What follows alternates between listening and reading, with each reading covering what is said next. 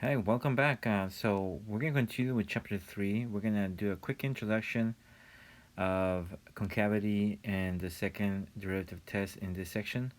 The objectives are to be able to find the interval where the function is concave upward or concave downward, be able to find the inflection of the function, find the relative extrema using the second derivative test, find the point of diminishing return of input and output models.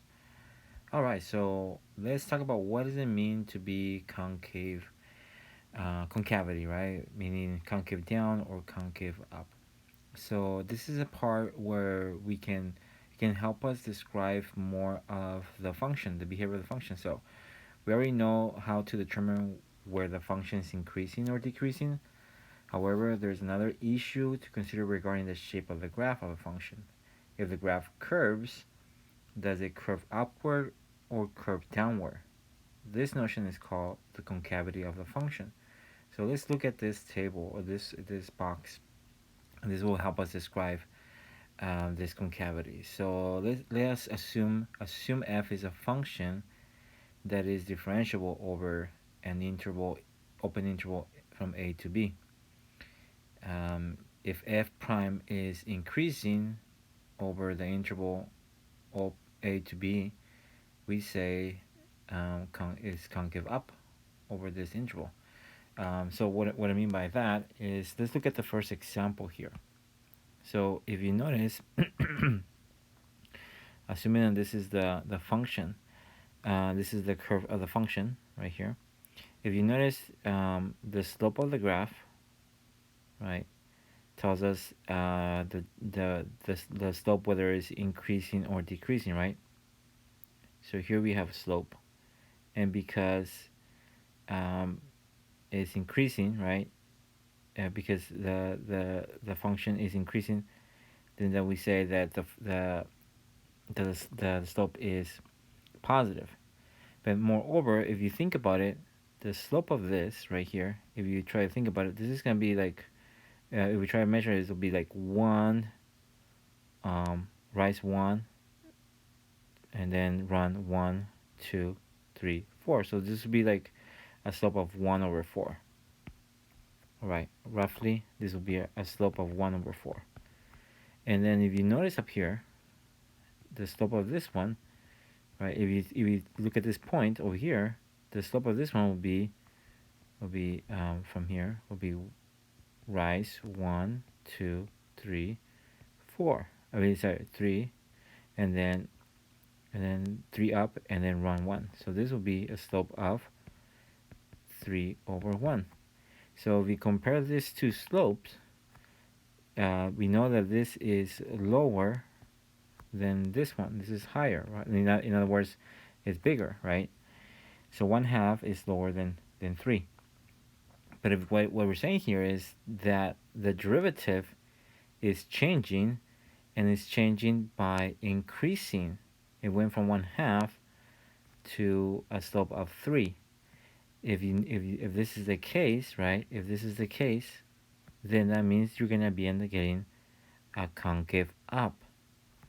So let's try a different example. What about if we do it this backwards, right? Let's say you go from this curve. We look at those two tangent lines and those 2 points. If we think about trying to measure the slope of this tangent line, will be 1, 2, 3, 1, 2, right? So this slope is 3/2. Versus this one right here, it will be rise 1, and then 1, 2, 3, 4. This will be 1/4. So the slopes are changing as well. In other words, the derivative is changing. The slopes are changing, right, from greater to smaller, right? So in other words, the slope is decreasing as the graph progresses on the curve. So what we're trying to say is that the derivative of the function is decreasing, right? Is decreasing. And so whenever that happens, this gives us this special curve, right? This special curve right here. This special curve is what we could call concave down. Concave down. So here we can see two perfect examples. What do we mean by the derivative increasing and the derivative decreasing, right? Now we can think about concave. I always try to give you guys a little bit of a trick to remember one or the other one. But if you think about it, that the word concave, if you focus on the word cave, right, just playing with words, it looks like a cave, right? Like if you're walking into the cave, right? Well, if the cave is up, right, facing up, the face is this one, right? Then that means this is concave up. If this is if the cave is facing down, then this is concave down, right? So think about that way. So here this is concave up, right? Concave up. This is concave down. And we can talk about this further, right? This is consistent throughout different types of concavity, right? So if we look at this one, let's look at the derivative first. So here, the slope of this one will be go down 1, 2, 3, and then 1. So go down 1, go down 3, and then run 1. So that's your slope. And then this one right here, it will be 1, and then 1, 2, 3. 1, 2, 3, right? So it'll be this will be negative 1 over 3. Okay, so what we're seeing here is that negative 3, if you compare negative 3 versus negative 1/3, we know from the number line that negative 1/3 versus negative 3, the more you're to the left, the lower you are. So that means this is higher than this, right? So this is higher, this is lower. So if you're moving from here to here, what does that mean? You're increasing, right? And that's what happens right here, right? If you're going down, right? You're increasing your slope. You're increasing your slope. So the derivative is increasing, and here you have a concave up, just like we had it over here, right? And the same argument follows for the other one, right? So I hope you guys are able to see kind of the point of this, right? That we're able to see, we're able to relate the concavity of the function with the derivative. And here there's a small typo. Here's a small typo. Maybe I can kind of point it out. Here, that one's supposed to be just F. So this is just supposed to be F. This is supposed to be just F. This is from a picture that I was able to get. So that's just supposed to be F, right? It's the function is concave up when the derivative is increasing. Okay. Be careful, right? We're not saying when the derivative is positive. When the derivative is positive, it tells us that the function is increasing. So that gives us different information. So we conclude, right, that in the case of A and C, whenever the derivative is increasing over the interval, then we say f is concave up over the interval. When, just like example B and D, when the derivative is decreasing over the interval, then f is concave down over the interval. So, so we can translate that to this test of concavity. We can say as long as the derivative, as long as the second derivative is greater than 0, then we can say that's concave up. How do we know that, right? So f prime is increasing, right? Let me just give you guys a quick note here. If I say f is increasing, what do we know? F is increasing implies that your derivative of f is positive. Well, some similar argument follows if you do the same argument but add a derivative to it. So same argument, if you just say f is increasing, then f prime is greater than 0. So this will apply if you come back and do a derivative. Take the derivative of that, take the derivative of that. That still is the same argument. When the derivative is increasing, that implies that the second derivative is greater than 0. So the same argument will follow if you do when f is decreasing, right? That implies f prime is less than 0. When f prime is decreasing, this implies f double prime is less than 0. The reason why is because you're just doing the derivative. This tells you what happens to the derivative of this function. This tells you what happens to the derivative of this function, right? So it's the same logic. All right, so let's try a problem, right? Example 1 is asking us to state the x values over which f prime is increasing. F prime is increasing. We know that happens whenever we have a double f double prime is positive. Well, we know when it's f prime is positive when you have a concave up. So concave up looks like this.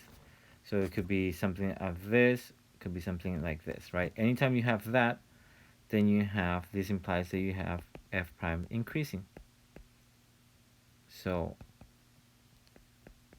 let's look at that. So do we have any of that case? And so this is not the case. This is concave down. This is concave down.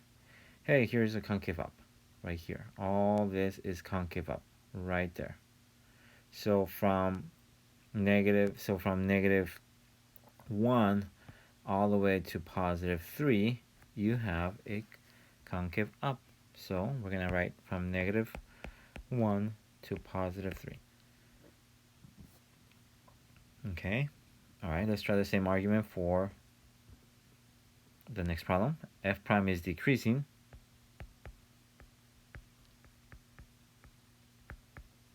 when f double prime is negative, which implies that, according to this, right, which implies that f is concave down. So we're going to say this implies f is concave down.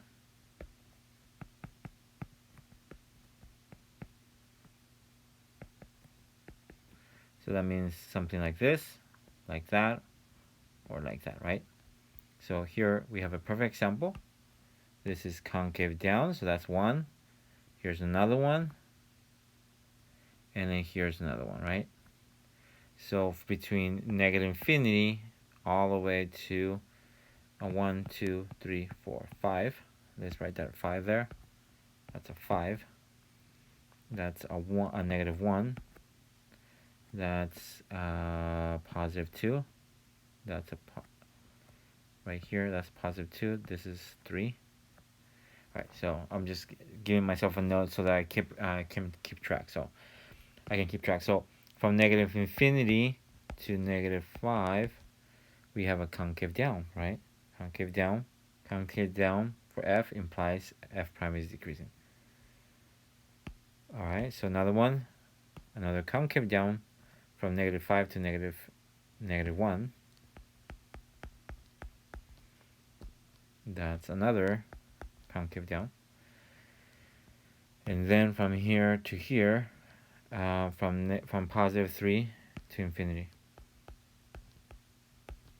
And then we're going to unite all that, right? And that should give us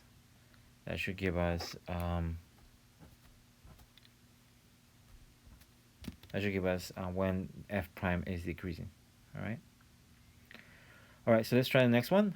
They're asking us, when is f prime constant? That means when the second derivative is 0. So f prime is constant will imply that the derivative of the derivative is constant.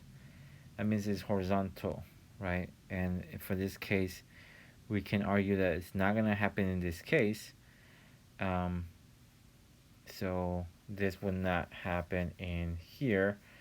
This will be whenever you are changing the directions, right? So this is not, it does not exist. And state when is the second derivative undefined.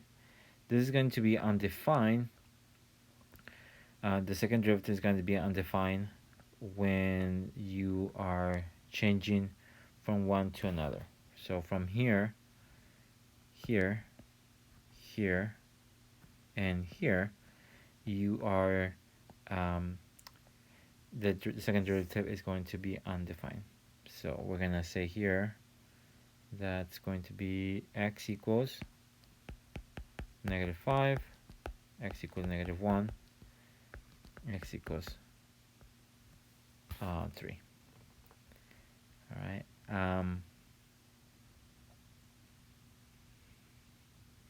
Okay. So I hope you guys found this helpful. Please let me